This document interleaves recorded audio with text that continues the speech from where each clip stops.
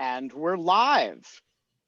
It is Saturday, May 2nd, 2020, the farthest you will ever be from May Day.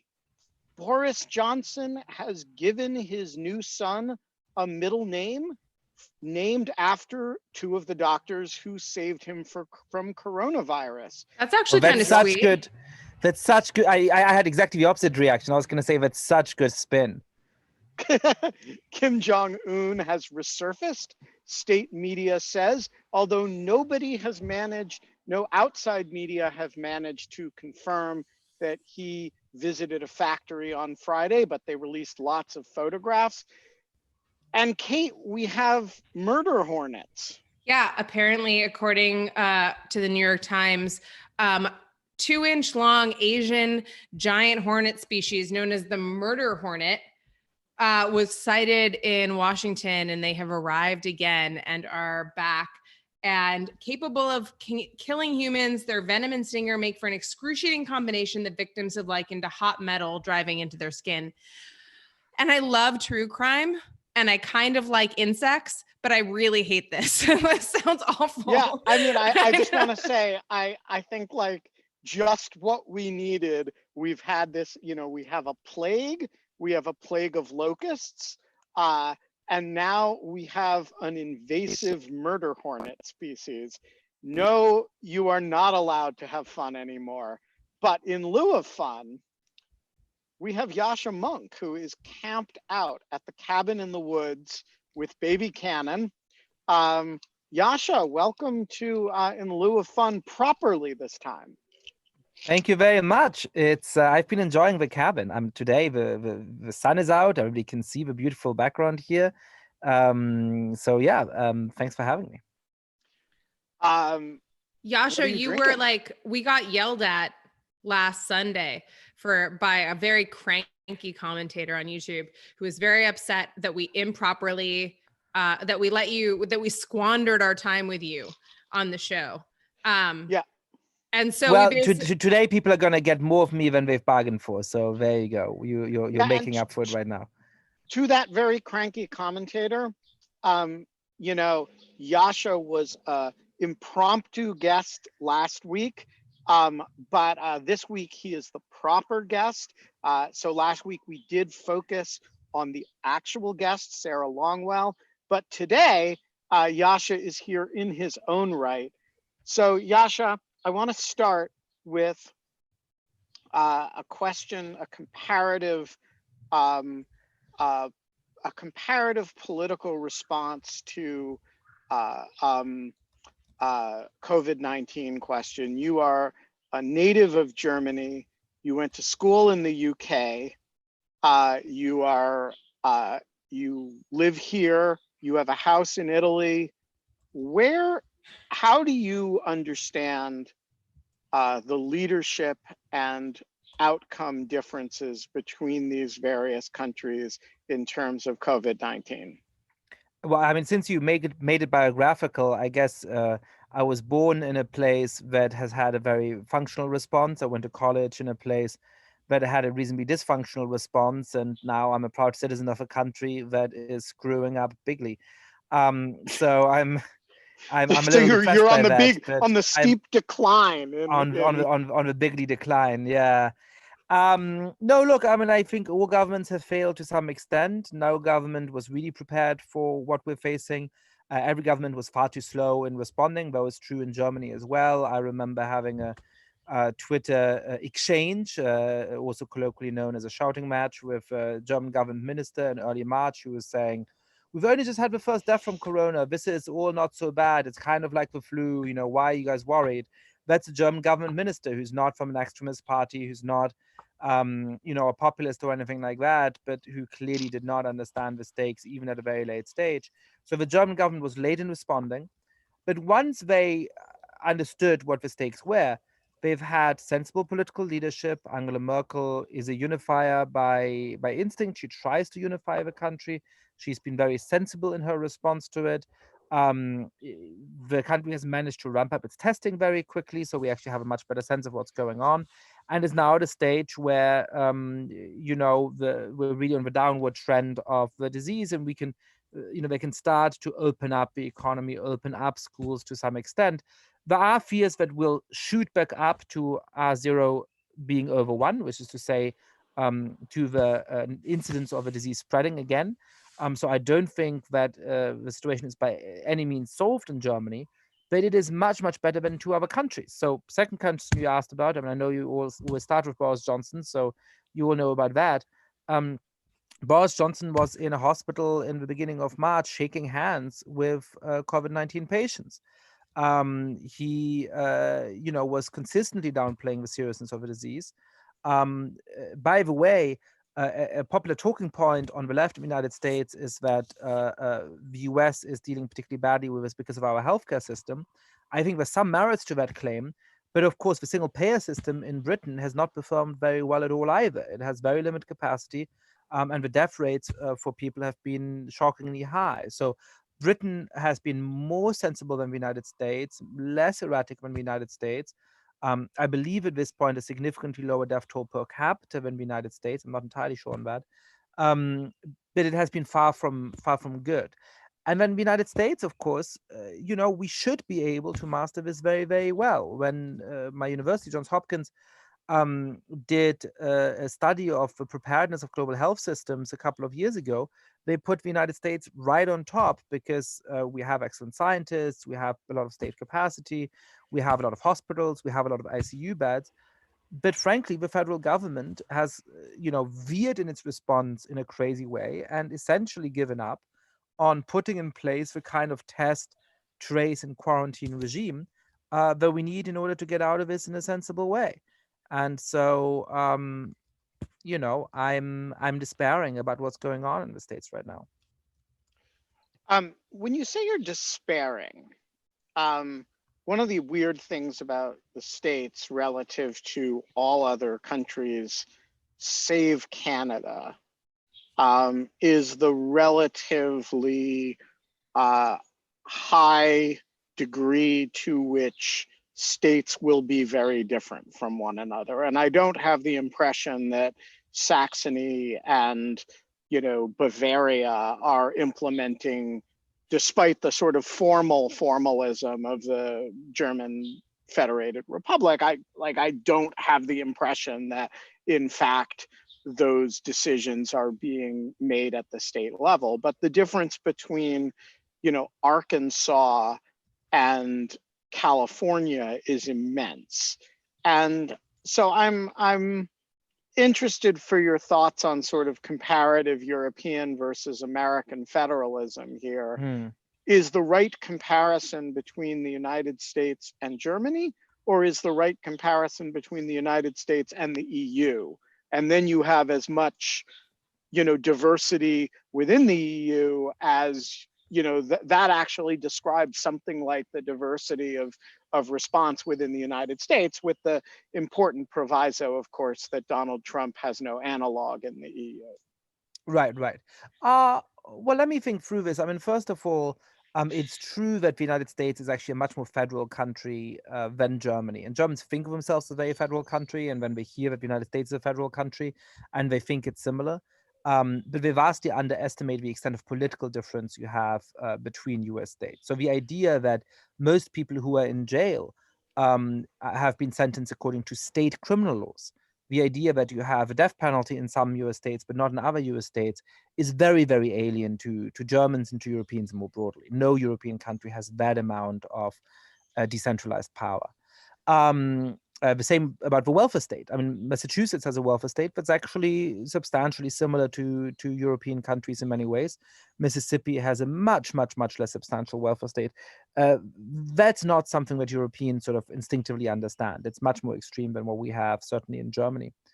So I think when it comes to the current differences in terms of how people deal with that, you might put it down to that, but it's a little bit more complicated, because when it comes to public health measures, the relevant decision makers in Germany are local and state level as well.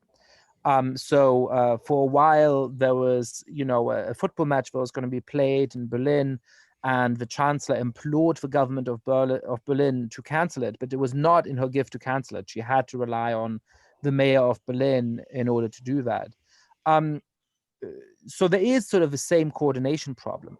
The difference is that after a week or two of chaos at the beginning, Germany has managed to coordinate because it has a more consensual political culture, and frankly, because it has a more competent government.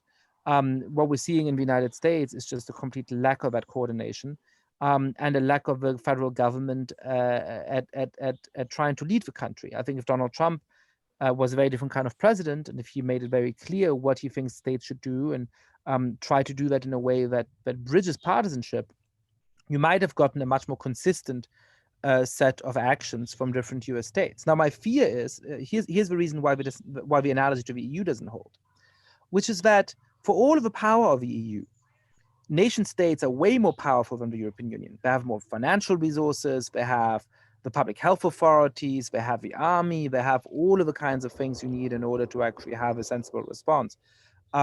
So even for this huge variety between different nation states, and the EU is sort of kind of coordinating but not doing much, and you might think that's kind of similar to the federal government versus the US states. The point is that individual European nations are capable of policing the borders and deploying the resources to build their own test and trace regimes. I'm very skeptical that US states can do the same thing. They certainly can't stop people from other states coming in. So even if they manage to build an effective regime and they control the virus, you can have visitors coming in every day who re-import the virus. And I just don't think that, even Massachusetts or New York State has the money, the resources, the trust in the population, the ability to reach its citizens to, for example, get near universal buy-in to an app that would inform people if somebody they've been in contact with has COVID-19. So can I kind of break in just for a second, which is, I just kind of want to make the point that I feel like this is kind of like doubling down on what we heard from Seth yesterday, which was kind of just like how different he's coming from like tiny state of Rhode Island, and he's the general treasurer, and he kind of came on and talked about state budgets and was just talking about like the way that the federal system is kind of playing out in terms of bargaining for PPE, in terms of bargaining for various types of for ventilators, and like kind of just pitting people against these like entities against each other. I'm skeptical just because of scale and like just the socialization of the country and the culture of the country, that like, of course, I don't even think it's a fair comparison to compare Germany to the United States. Like the scale is just enormous. Like it's just like you have different, not just like from a federalist perspective, but like, as Ben said, Arkansas is not California, is not New York, is not Alaska. Like they're just such different places. Here's the other thing I kind of want to raise, which I feel like people do not talk about often enough when they talk about state governments, which is like, for example, Cuomo just said like officially close K through 12 schools for the rest of the year, right? And like, I'm from upstate Western New York, and they've had very, very, very, very few cases. And I would imagine that his decision statewide to close all of the schools is based around New York City. And it's really kind of this very interesting moment of which we've always had this moment, which is like the town versus country, like town and the country. But like state governors having a really hard time pleasing both, like saying the right things for the electorate in the country and the right things for the electorate in the city. But now it's like the policy changes are just absolutely structurally different. I just kind of wonder, what do you think that this means for federalism coming out of all of this? I've been trying to kind of play with this idea for a while since all of this started. I just think it's revealed so many tensions between the idea of a federal government versus individual state governments, versus them all being kind of beholden to, the decentralization is just super interesting. So I'm just curious what you think. Yeah, well, a couple of words. The first is that I think, I'm less worried about people making slightly different decisions around whether to have schools open or, for example, whether you should have a mask. I mean, now I'm in rural Virginia, people wearing masks is sort of irrelevant because, like you just don't encounter people that closely. And you can really just be out and about, and the likelihood of being within 6 feet of somebody is very, very low. That's obviously very different when you're talking about New York City or even Central Park. The same may be true that, whether or not schools should be open depends a lot on the local infection rates, and they're going to vary hugely between Alaska and Arkansas and New York State. I think that's absolutely right. What I do worry about is that every country which is managing to reopen life and the economy to some extent at the moment, and there's now a good number of countries that are doing that without a huge resurgence of cases, and we'll see how long they can sustain that, has some kind of national system in place to make sure that we drive up testing, to make sure that we trace people who've been exposed to this, to make sure that people are quarantined. And the complete abdication of the federal government in its responsibility to do that, I think it's crazy. And I don't think on like a sensible test, trace, and quarantine regime, uh, the sort of differences in lifestyle between Alaska and Arkansas and New York are as relevant as they are on questions about, do you have to wear a mask, and should the local schools open? Now, in terms of sort of federalism generally, look, I'm a little cynical about this. I think that sort of like Supreme Court activism, it is a very, very partisan issue that doesn't flip moment to moment, but it flips over sort of decades. So, liberals for a very long time loved the idea of an activist Supreme Court because a lot of the politics wasn't very liberal, and the Supreme Court tended to Well, it have gave liberal us Roe v. majorities. Wade. It gave us Brown versus Board of Education. It gave It us was very important things. But now suddenly liberals are starting to say, well, an activist Supreme Court is really terrible, and that's the worst kind of thing. It's an affront to democracy, because right now it's giving us Citizens United and all kinds of decisions that are going on the other side because it's dominated by conservatives. I think there's something similar with federalism. Now, obviously, given the history of the Civil War and so on, there's something slightly more hardwired about the sort of right-wing sympathy and attraction towards federalism and the left-wing skepticism of it. But I do think that we might see that start to flip as there are, a number of very populous states that have very robustly democratic control, or control by the Democratic Party on the one hand, but a Senate that will probably continue to be dominated by Republicans for a good long while. You're going to start to see liberals becoming more and more attracted to federalism. But I don't think the underlying mix of advantages and disadvantages has changed a lot. I think, there's always been some real advantages to federalism, but also real limits as to what you can delegate to the states, and a real need for an energetic central government. I just want to say, in the current environment, federalism is the only thing we got going for us right now. I mean, can you imagine? I think so. Can you I completely agree with imagine you. what this situation would look like if we did not have the counterweight against the federal government of Mike DeWine and Gavin Newsom and Andrew Cuomo and Gretchen Whitmer? And I think that the case study that we have going on right now in how federalism is a accountability mechanism for national power is super powerful. And every day I wake up and I think, thank God. And I live in the place that's the least federalist in the United States, Washington, D.C., right, where we are subject to plenary congressional control and home rule to the extent they let us have it, which is to say functionally quite a lot. And every day I wake up subject to the rule of a sane government rather than to the rule of the White House, which I can walk to. And that is a miraculous thing. I mean, look, given that the president is Donald Trump, obviously right now, the more federalism, the better.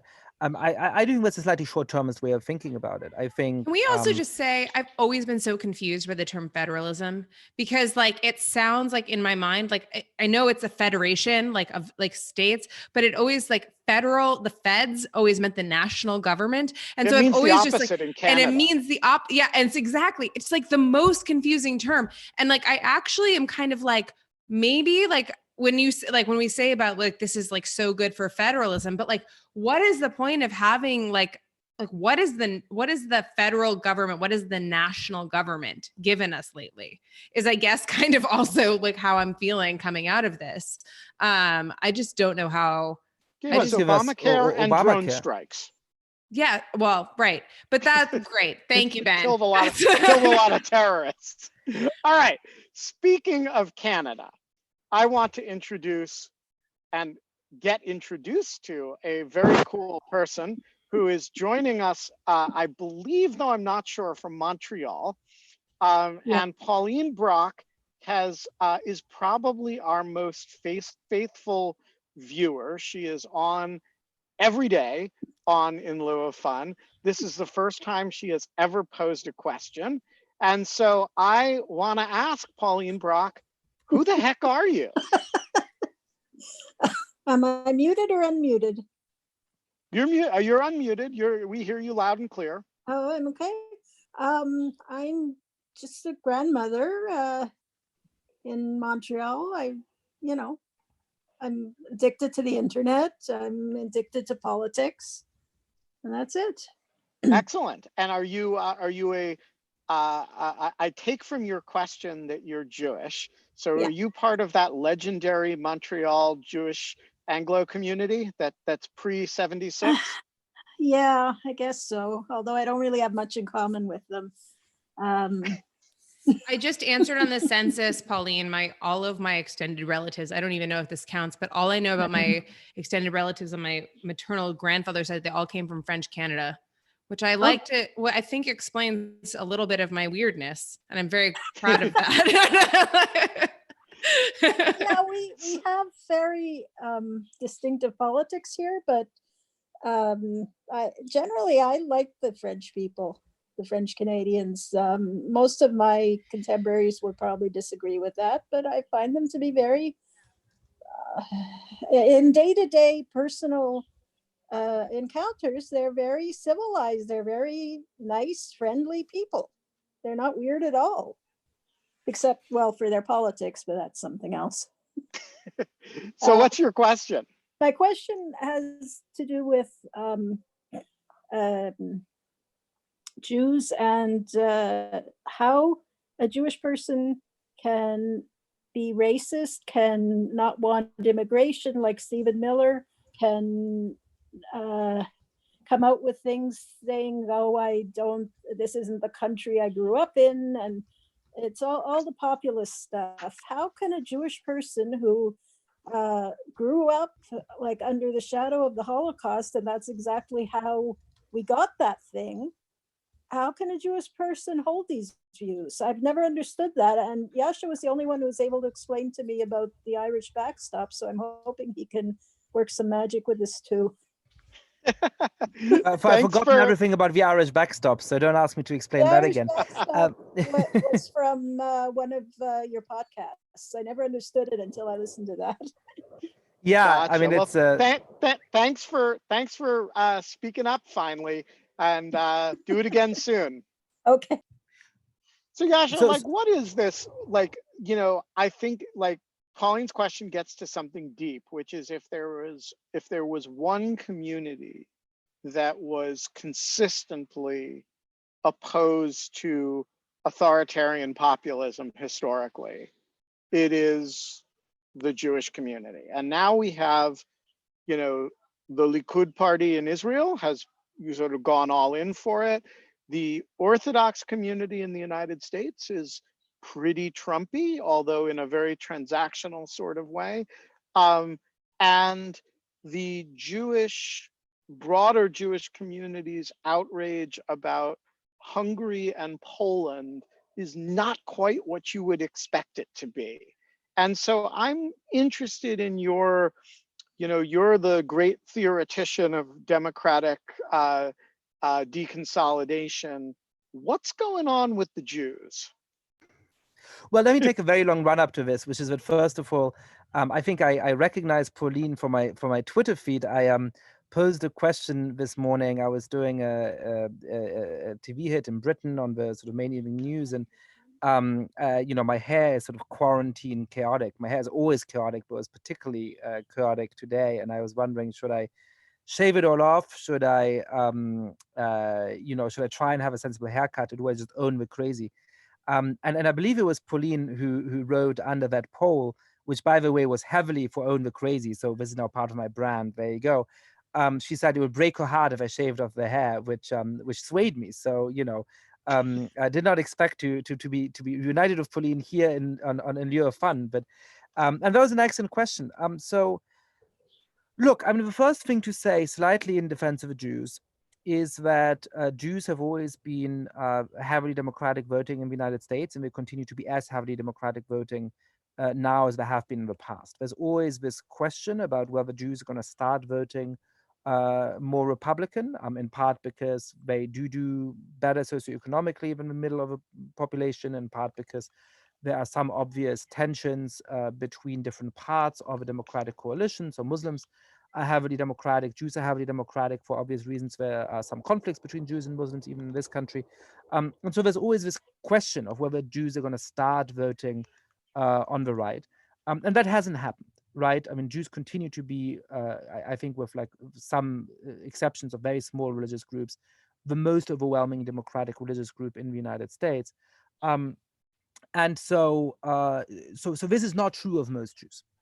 Now, of course, Jews are heavily represented in the Trumpist movement as well. And it's partially because they do quite well in general, and so they're very heavily represented in the anti-Trump movement. They're also heavily represented in the Trump movement.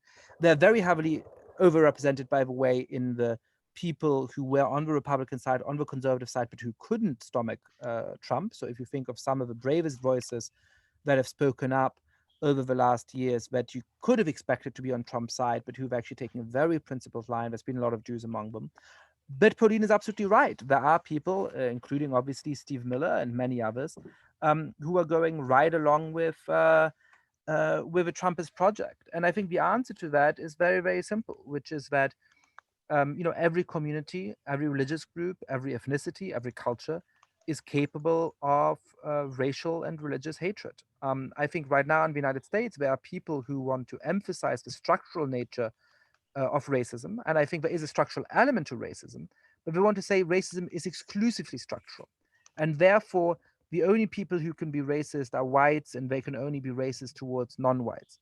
I think that unfortunately is too simplistic a view of a world. There are many immigrants who are deeply racist. There are many immigrants who are themselves people of color who are deeply racist against other groups of color. There are African Americans, by the way, who are racist against Jews, as we've seen with some of the attacks in New York City. And despite the long history of suffering, sadly, there are many Jews who are capable of the same bigoted, ignorant, racial and religious hatred as any other group in the world. I see that, Ben, you're rerunning my poll here. I think this is not, this is a much better sample than your Twitter feed, because like there are no retweets or anything. This is actually a sample of people who care enough about you to join a Zoom conference with you. So I think it's a special, and I just want to point out that screw it, it's a pandemic, let it grow is really winning overwhelmingly at this point. There was no, I just want to emphasize there was no bias in the formulation of the question or answers here.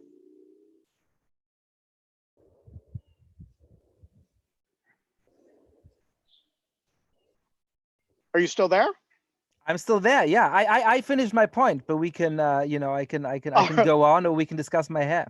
All right. So far, we have 100% consensus on within 1 minute on, like, we still have 5 or 6 people who haven't voted. So if you haven't voted on Yascha's hair, you still have a chance here. Let me share one of the deep frustrations. I mean, I'm sort of assuming that nobody, that it's not going to be on the internet forever, which it is going to be, I know, so never mind. But one of the deep injustices of being a balding man is that you have a simultaneous problem of too little hair and too much hair. There's too little hair for you not to look bald, but the more hair you have and the longer it is, the more bald you look. It's really just, Alanis Morissette should write a song I about it. just want to point out that as somebody who is not balding, but who has grayed very quickly, and I think you can probably see this at this hour, my left eyebrow, which is showing up on your right, Oh yeah, it's like a little streak. is mostly gray. My right eyebrow has not grayed at all. My hair is mostly gray. So I am hoping to have one wholly gray eyebrow and one wholly brown eyebrow. I think that would be very striking looking. That would look pretty good. Yeah, just saying. You can always do it artificially. Gerhard Schröder, who I'm going to say for legal safety, did not dye his hair ever. At some point while he was Chancellor of Germany, sued various journalists and private individuals, I believe as well, for claiming that he had dyed his hair. So you can choose not to emulate Gerhard Schröder and dye one of your eyebrows brown if you want to do that. All right, I'm getting a whole bunch of people challenging my claim that I am not balding here. From That's so rude. From Ted Gilchrist to Nicole Goldberg. So I want to say I keep my hair very short. My hairline has receded a little bit over the last few years, but if I actually let my hair grow, there's plenty of hair. I'm be fine with balding. In fact, I actually keep my hair cropped so short that people like you think I'm balding, but I've got a fair bit of hair. So yeah, there's a little bit of receding going on, not shy about it. I can even measure it because there's one hair.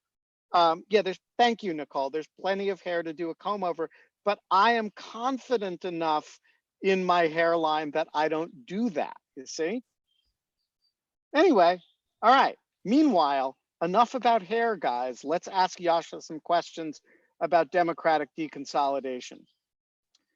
So Yascha, you are the great theoretician of democratic deconsolidation. You were arguing for it when it was an eccentric theory that you were, I remember when I first heard of you, it was like in the context of, is Yascha Mounk, does he really believe that? Or is he just trying to make a splash in his dissertation, right? That was the way people talked about democratic deconsolidation.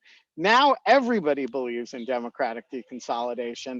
And last weekend, when we were sitting in the cabin together, you were saying, I actually feel pretty good about the chances of unseating Donald Trump. And that is not, broadly speaking, what one would predict from the theoretician of democratic deconsolidation. So I want to break some news here. Is Yascha Mounk optimistic about democracy in the United States? Well, so the first thing, I guess, this maybe sort of, I don't think I'm a pessimist. I'm actually a very upbeat and happy person, and I'm not the sort of, I tend to prefer not to worry about problems. My only fights with my mom are about the fact that she like sees all the potential problems 7 years in the future about everything, and I think it's going to be fine, and if a problem arises, we'll solve it then. So I never see myself as a pessimist. I think, though, that there's a tendency in life to think that if something has been the case for a long time, it'll always be the case, a status quo bias. And there's also a tendency to think that, if something seems unsustainable, but it's been sustained, then I guess we're wrong about it being unsustainable, and it'll keep going on like that. And I think the sort of couple of moments in my life when I've really been out ahead of other people are because I don't share those instincts. So, I was seeing all of these warning signs about democracy around the world, including deep dissatisfaction with both particular governments and the democratic system as a whole in opinion polls, including fewer and fewer people going out to vote in many countries, including growing support for extremist parties, all kinds of warning signs. And everybody said, it's going to be fine.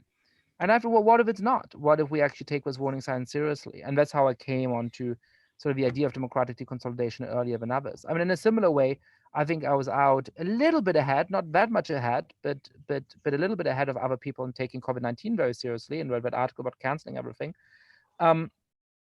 Again, because I think there was just a bias of people saying, there's been past diseases and they've all gone away. And all of my life, things have been normal. There's never been a pandemic period where we suddenly have to, socially distance and find refuge in various lovely cabins. So this it can't happen this time either. And I was just looking at the facts. I'm not an epidemiologist. I'm not an expert on this, but I was looking at the rate of growth around the world and thinking, well, why should the US be any different than these other countries? So I'm not a pessimist, actually. And when it comes to populism, I think people are very tempted by it. I think it is a powerful rhetorical tool that'll stay with us.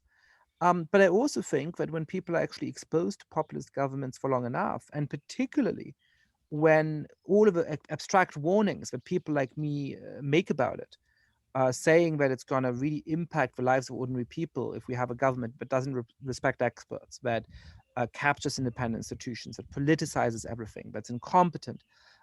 Once those warnings really hit home and people see them in their own daily lives, as unfortunately, tragically, they are right now in the context of the coronavirus, I think they'll get sick of it. And I think they'll say, I've had enough of it. The question is whether at that point they're still capable of voting out the government, or whether, as in Hungary and in Venezuela and in other countries, the populist leaders have taken on enough power that the elections are no longer even remotely free and fair. I think in the United States, we are reaching the point where people really want to get rid of Donald Trump. I think he's never been as popular as some people think. And I think at this point, people really want a unifier, really want somebody who'd run a competent administration. And so I worry about the fairness of the elections that we have coming up.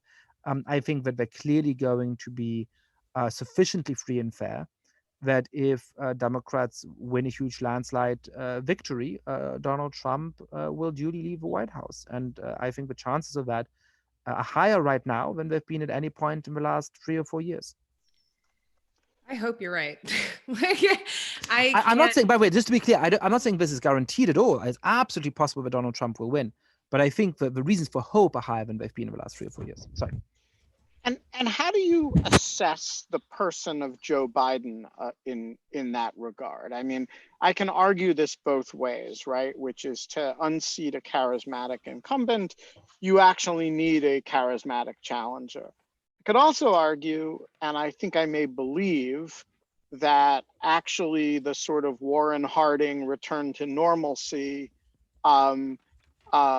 boring front porch campaign in which Joe Biden says as little as possible and functions basically as a representative of the generic Democrat in the polling. And he doesn't have to be inspiring. He doesn't have to be smart. He doesn't even have to be. He certainly doesn't have to be rhetorically clever.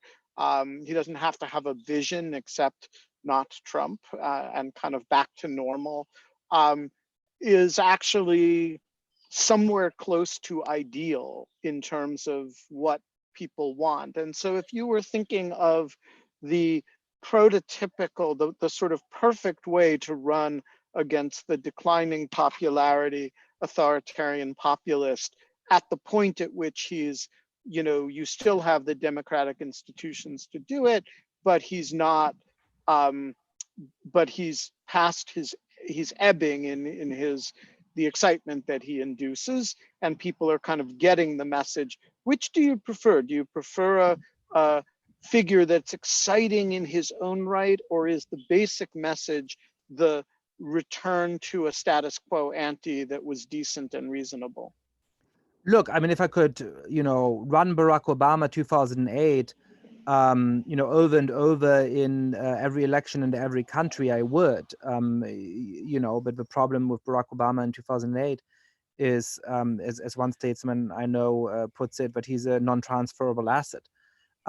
It's just, you just cannot emulate Barack Obama. He's a once in a generation political talent who is capable of uniting inspiration with moderation, mobilizing his base with reaching people who are often quite hostile to Democrats. Isn't that a problem with politics and not the non-transferability of Barack Obama? Like, isn't it a problem that we look for like that, like our perfect candidate is a Barack Obama, and not that our perfect candidate, like not that we can like, I don't know. Sorry, I didn't mean to interrupt you. I just kind of I'm like listening, and I'm just kind of like, but it's not fair. It's not fair that we have to, like, the Democrats, and like, to be fair, I remember so vividly the 2004 convention where he gave the DNC convention's like keynote.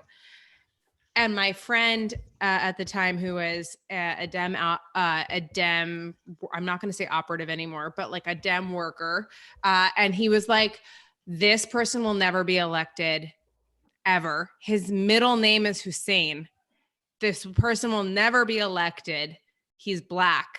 To like and this was like a super liberal. And I was like, no, that is the mix. What he's got is the mix that he's like got the Kennedy thing. He's got it. Like, everyone who's like, he has this gene, but like, that's not what we actually like. Why should everyone have to have a special magic power for like consolidating people through stump speeches? I just don't feel like that's actually a very good, like a very good, like a very ultimately very like transferable talent to the what actually it takes to be president, for example. Look, I agree with that. But that's the nature of democratic politics. I mean, you got to be able to reach people, and you got to be able to inspire people.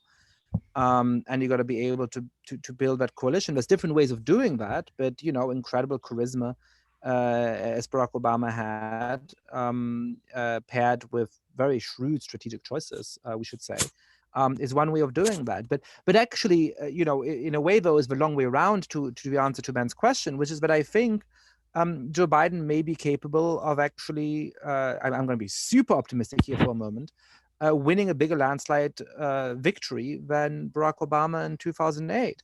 And the reason is that he has some advantages of his own in this particular moment. I thought for a long time that if somebody could run in 2020, sorry, and I've been arguing this for 2 or 3 years at this point, on the promise that, you vote for me, and you can go back on a Monday night to go into a bar and drinking with your buddies, and you can talk about football rather than about the president of the United States, you have my vote.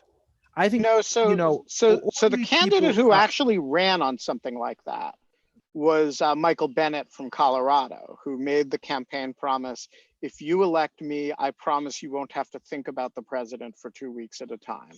And I thought that was the most awesomely excellent campaign promise. So good.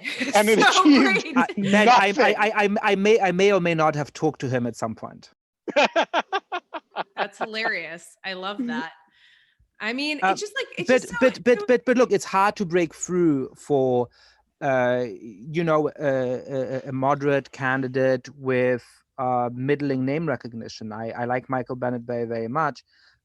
It's not a surprise to me that he wasn't able to break through ultimately. But the point about Joe Biden is, we could all sort of wish for things and so on and so forth. I think that Joe Biden can deliver that promise. I think that most people, around here, Ben, which is clearly Trump country, you see, Trump signs everywhere. I'm not saying that Joe Biden is going to have a huge amount of a vote here, but I think people can look at Joe Biden and say, you know what, I don't like him, I don't agree with him, but he doesn't scare me. I think my country is going to be just fine if he becomes president. And I think, by the way, that's probably going to demobilize some of the people around here who are less politically inclined, and who are not scared of somebody like Joe Biden. I think it's even more important for the many people that Sarah Longwell was talking about, who are educated Republican women in the suburbs, some working class Republican women, who see all the things that are wrong with Donald Trump, who don't want our country to be as divided and as nasty as it is right now, who are going to be really angry come November about our failure, unfortunately, it looks like, to deal with the coronavirus sensibly. And I think it'll matter that somebody like Joe Biden doesn't scare them, but they look at Joe Biden and they look at the team he's going to put together, hopefully, and say, you know what, that guy's going to be competent. He knows how to govern. He's been a vice president for 8 years very well. He's been a senator for a long time. I wish he'd gotten elected. He doesn't hate me. He respects me. So Yeah, I mean, I gotta say, I mean, the reference to the vote in Shenandoah County, Virginia, is interesting because I think it's been a while since I looked at the 2016 data from Shenandoah, but I believe it was around 70% for Trump, 30% for Hillary. Joe Biden is not going to win Shenandoah County, Virginia, but you could imagine him getting 35% of the vote in Shenandoah County. You could imagine there being fewer votes in absolute terms for Donald Trump in Shenandoah than there were. And there are certainly fewer Trump-Pence yard signs today than there were 4 years ago as I drive around the area near the cabin. Is it just me, or is like Pence, I know everyone talks about this, and this is something that came up a lot in impeachment, but like Pence fucking terrifies me, like in a way that like at least I kind of can understand the impulses and like motivations of like Trump, and they seem completely narcissistic and everything else, and like all of the DSM-5 and everything else. But like Pence and his like calling his wife by mother is like this hearkening back to this era that I thought was mostly dead and we'd stomped on, and it was dead. And like he kind of, it's like, I mean, and this is coming up from I grew up as a Republican conservative. Like I understood that these things existed. I cannot, like, some of the stuff that he does, I'm just like, it's really scary to me. Is no one else as scared of him as I am? Also, he can talk. Yeah, I'm not. I have to say. I mean, look, I'm a European secular Jew. You know, religion is not in my blood. And Jürgen Habermas once said he's religiously unmusical. That's certainly true of me. So understanding something like Mike Pence doesn't come naturally to me. It's a very different milieu. Having said that, I think there's two reasons why it doesn't scare me particularly. The first is that I've always found, the huge popularity of A Handmaid's Tale to be very strange. I mean, it's a wonderful novel and it's a great TV show, but it's not that wonderful a novel. Sorry, it's just like not that well written. Like I don't love it. I think I know I'm going to get like hate mail for this as a feminist, but I'm like, meh. Like this is also how I feel about Hunger Games.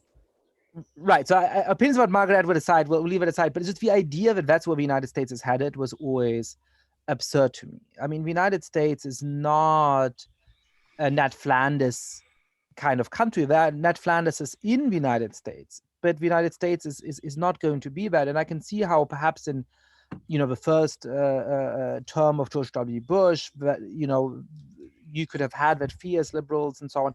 I think today I just don't buy that. And that's not what's true around here either, right? I mean, when you are in Trump country and so on, people aren't, they're religious, a lot of them, and they have very different values from, progressives on college campuses. But the idea that what they actually want is a kind of Handmaid's Tale kind of world is just, I don't buy it for one moment. And then I have to say that I prefer somebody, and Mike Pence obviously has been deeply complicit with Trump, so I'm not exactly talking about him, but I prefer somebody whose religious convictions are very different from mine, who's much more conservative about important social issues than mine, even somebody who doesn't share my conceptions of what some fundamental rights are, as long as they respect the political system, and as long as they don't try to concentrate power in their own hands, as long as they have some reverence for the US Constitution. And the reason is not that the things they do might be less bad in the short run. The reason is that assures me of my ability to argue against them and mobilize against them and vote them out at the next election and make sure that to the extent possible, we undo some of those damages. And in that sense, the evangelical Christian far-right, sort of socially far-right parts of the Republican Party don't scare me nearly in the kind of way that the national populist parts of it do. I completely agree with Yascha.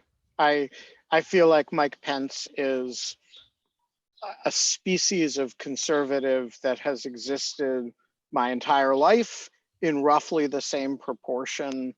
And it's not something that, it's like something I feel like I grew up with under the Reagan administration with the moral majority folks, and you know, it was the Tom DeLay faction of which Mike Pence was a part. It's just been this kind of constant stream of American religious right conservatism. Since And I Falwell. don't, yeah, it's a very consistent stream of American political life. It's one that I have almost no sympathy for, but I'm also, I don't feel like is new or threatening in a novel way. Whereas I think its deal with Trumpism is profoundly new and different from anything I've ever seen before, and much scarier.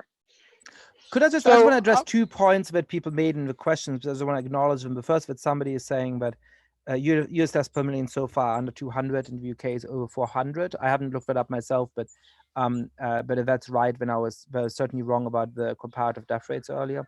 And the other is that I want to qualify, somebody's making the right point, that the question whether a couple million dead bodies are a reasonable price to pay for setting aside a populist government. I think that's exactly right. I mean, you know, my biggest motivation over the last few years has been to make sure that we resist populist governments, and that we make sure that somebody like Donald Trump doesn't have a chance to do even deeper damage to our system of government here in the United States, which has to entail getting him out of the White House in the fall of 2020.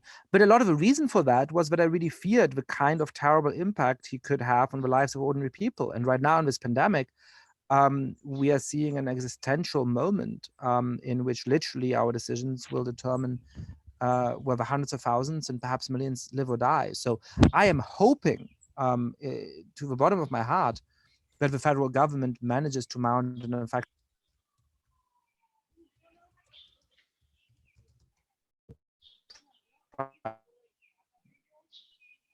did we lose? We did. will It fail to flipped do out that. for a And so second. as I'm deeply pessimistic about the US managing to avoid unnecessary deaths, I'm optimistic, quote unquote, about the ability to get Trump out of the White House. But I'd much rather that we have an effective response to the pandemic, without a doubt. All right. We lost you for a couple seconds there, Yascha. But I think we got the gist of that. We need to use the last few minutes of the show to plan this week's show. So you are more than welcome to hang around for that and plan the show with us if you like, or if you prefer to drop off and wander off into the woods, you're of course welcome to do that as well. I want to see how you're planning your show, so I'll leave you to that and okay. hang out. So Yeah. Kate, what are we doing this week? We had Pugilism Week, and then we had our star-studded week culminating with Yascha's presence. What are we doing this week? Well, I have a bunch of people. I lost my sheet. It's like over my notebook I left in the other room, but then I keep track of everything. But I was thinking that because this is a big week for social media, in particular the oversight board for Facebook, that it would be fun to kind of check in with journalists, with media, with kind of people in communications, and kind of do something on that. Emily Bell, who is the director of the Tao Center of Digital Journalism at Columbia Journalism School, would love to be on. She says our podcast is the cool kids podcast of the COVID crisis. So I'm that. Well, I mean, anybody who says that, she sold me on gets that. you an invitation. Yeah. Suck up. I know, right? Damn straight. So nobody who says I'm going bald, by the way, gets on the show. Nicole Goldberg. Wait, so if I call you bald, I don't have to come back on? No, because I'll know you're faking it. Just to spite Nicole Goldberg, I may grow out my hair. That's very bold. I mean, well, we'll see. I have to do a little thinking. I kind of wanted to run this by you, but in our tradition of not talking about stuff kind of off screen, I didn't do a lot of planning specifically because I wanted to see what you thought. So if you're kind of cool with that, then we can talk about it as the show evolves, but I'd love to start with Emily on Monday. I have a few other people. John Chernin, who is a friend of mine also from college, and is a writer and editor in Hollywood. He has written for oh my God, Sunny Philadelphia. What is the, oh my God, I'm really screwing it up. What is this show? Always Sunny in Philadelphia. He wrote that. He was like one of the writers on the show. He was a writer on Deadwood. He's really great. I'm just kind of fascinated to know what is happening to all of the content that people are so thirsty for because they're trapped at home. But at the same time, you cannot actually have like movie sets and things like that. So like a lot of things have been canceled. So I'd kind of like to have John on one of these days. That's a great idea. Yeah. I also think we should have so we have a request from Allison to bring Nicole Turner-Lee on. She's one of my Brookings colleagues who was on the Lawfare podcast yesterday, I believe, talking about 5G. I can shoot Nicole a note along with her co-author on the piece they were talking about. They were writing a piece about, they wrote a paper about 5G rollout and did a very interesting podcast, which we could follow up with them or with Nicole alone about. Yeah, that sounds great. And then I was also thinking that like for Wednesday, which may or may not be a big day that I'm not allowed to talk about technically, that we could have Nicole Wong, former counsel for YouTube and Google, and Alexander McElvray, who is the former general counsel for Twitter, on the show together. They're friends. We've all been at like dinner together. They're wonderful people. And I would just love to hear on Wednesday what they're thinking about kind of the forward thinking, what the news has like tipped them towards on like thinking about the forward thinking. Which news is that, Kate? I can't say technically, Ben, I got yelled at already. But like, anyways, so like Nicole, so like, that sounds great. We've got Emily, Nicole, and John, and then like and then like we can mix those up at some point and like put in your Nicole. And then, yeah. And then there's Nicole Goldberg, who keeps like talking about my hair. I'm like, we're very heavy on Nicole's right now.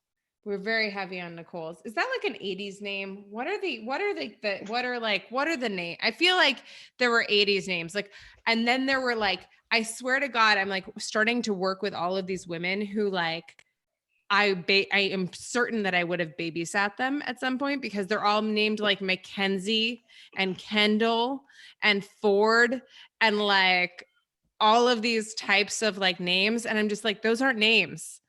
Those are like proper nouns. Like, yeah. and also like there was a period of naming girls when the sound of the name could easily be misinterpreted as farm equipment. You know, like I drove my Mackenzie out into the field. And, oh, that's a really good. I love that. What about what about the age of Rebecca's and Barbara's? Like, there's no more of those anymore. Right. Like we only do like heavy lifting machinery now. My mom. They're also different by country. I feel like when I was in college in Britain, everybody was a Rebecca, whereas I think Rebecca's here somehow of a different generation. There's not as many Rebeccas I can think of. No, like I have a bunch of Rebeccas, tons of them that I grew up with. Nobody's naming their kids Rebecca. I know 6 people who just named their son August. Also Hannah, when like a half generation ago, all women were named Hannah. And Phoebe and Sophia. And now no women are named Hannah. Yeah. Now it's all. Yeah. But before we recreate the whole, can I recommend 2 guests? Yeah. So one is Juliette Kayyem, who I don't know personally, but we were on a panel together. I think Ben, you were probably there. I know Juliette. Yeah, I think she's excellent. So she'll be good. And then my friend Sam Kappelman, who's the most talented 23-year-old in the world, or perhaps he's 24 now or something ridiculous, has been doing a podcast, a newsletter that's quite successful called Cooking in Quarantine. where he both interviews a bunch of chefs, but also sort of shares his own cooking experiments. So Can you you could give have me some tips on cutting things? Yeah, I think we're gonna do that. I think he could, but it appears to be too late. Recipes and safety tips for Kate. I bought a chainmail glove, Ben. I bought a chainmail glove. After this, I bought it. Excellent. I bought one. Kevlar. Go Kevlar for you. All right. I think that gives us some stuff to go on. So some people that I need to get on this week, Shane, for those of you who've been agitating for Shane, Shane will come on. And also, for those of you who enjoyed my Twitter smackdown with Dan Bongino, I am going to invite him on Twitter to join us on the show. I don't think he'll show up, but you know, I was so moved by his concern for my reputation, and you know, he suggested that I change my name to spare my family more agony. What the fuck is that about? That was so I don't know. weird. It was really so weird. Also, EJ did such a good job. I just was like, wow, he is so compelling. Like, I was just like, it was like he was so sweet and just kind of like, you're an idiot. Please stop. I'm so happy without you in my life. But on the off chance that Dan Bongino wants to join us on In Lieu of Fun, we will of course be more than happy to host him, and maybe EJ will join us too. I have a sign off.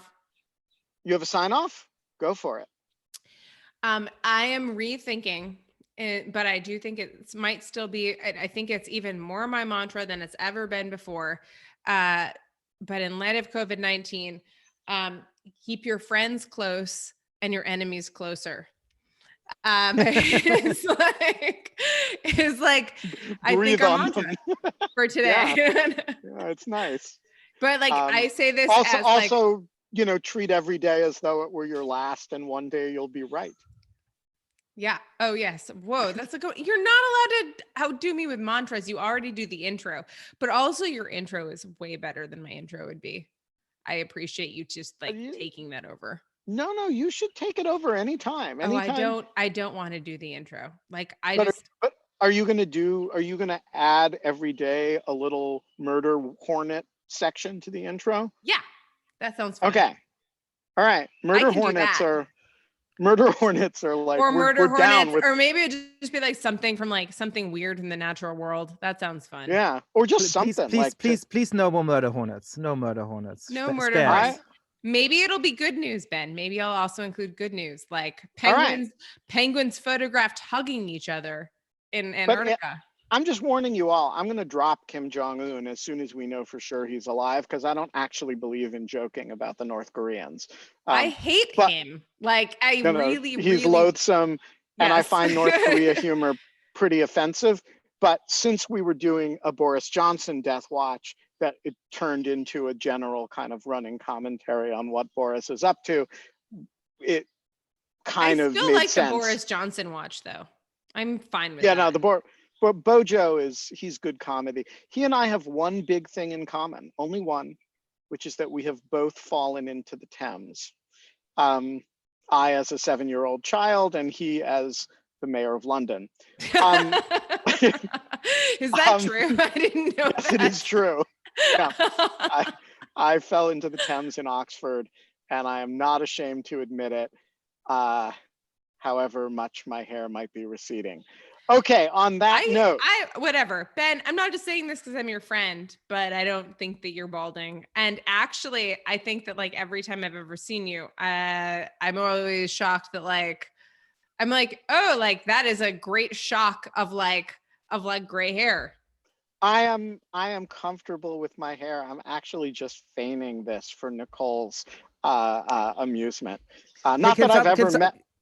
Can somebody validate me about me not balding? Is that can we have that too? All right. Thank you, full head of hair, Yascha Mounk, for joining us. Let's do it again. Kate, it's been a pleasure as always. This is like almost day 40. Are you sick of me yet? No, I am so like down with keeping on doing this as long as we are in quarantine, people. If you can't have fun in lieu of fun, you can come hang out with us. Bye, Ben. Bye, Yascha. Bye, Bye. guys.